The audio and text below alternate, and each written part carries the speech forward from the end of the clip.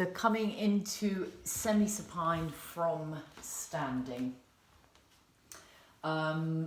Most people are going to be doing semi-supine on a mat on the floor, so I wanted to just give you a couple of guidelines as to how to get onto the floor in as easy way as possible.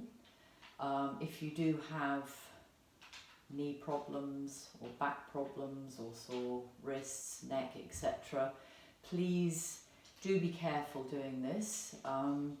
You'll know more or less what you're able to do, but just to try and make it as easy as possible for you. So there are a couple of options to get down into a kneeling position.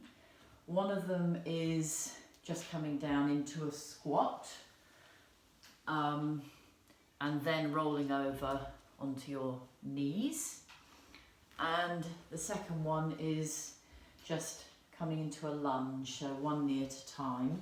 If you have something next to you, it does help. If you have a chair, you can hold onto the chair to keep steady, but just coming down onto one knee and then to a kneeling position. And then you can come back onto your heels, coming forward. If you do have problems with your wrists, instead of putting your hands flat on the ground when you're coming into kneeling position, you can use your fists, which I do quite often and I quite like it, coming round and just pausing here for a moment. This is a very nice position to be in anyway, just thinking about the crown of the head and the tail and that lovely length that you can have. So coming back onto the heels and using one hand, maybe the left hand, as a guide and support as you're coming down. So you can come over onto one hip and you've got two very good sturdy supports. Again, you can use your fist if you like it, if it feels more comfortable, or the flat of your hand on the floor. Coming into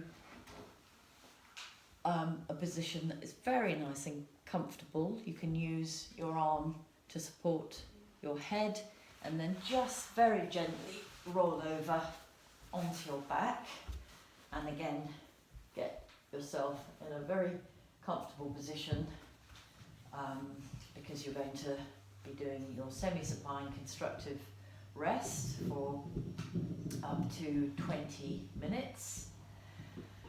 So once you've done your constructive rest, the easiest way of coming out of being on the floor is to use your hips and just take them to one side. So either the left or the right side.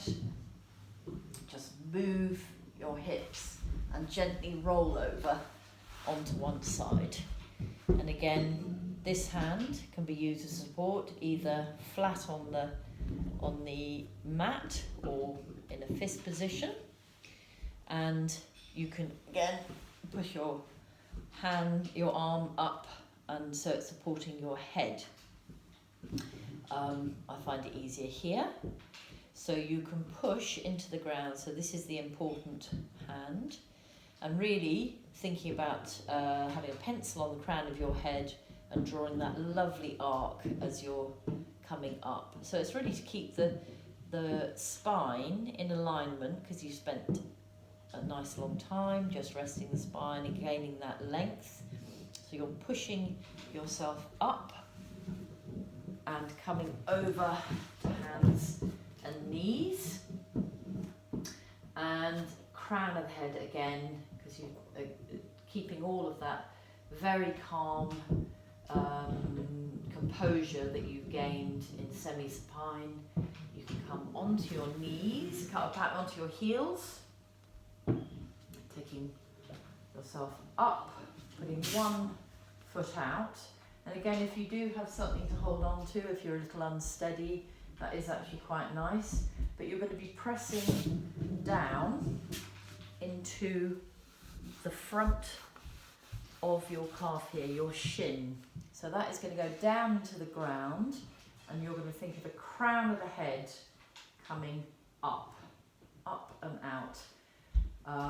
And it's a very, very nice feeling. Sometimes takes a little bit of practice, but you're going to tilt from the hips, and I'm going to do some nice arrows here. So crown of the head is going up, and the pressure is going down into the front, into the shin. So as you come up to standing.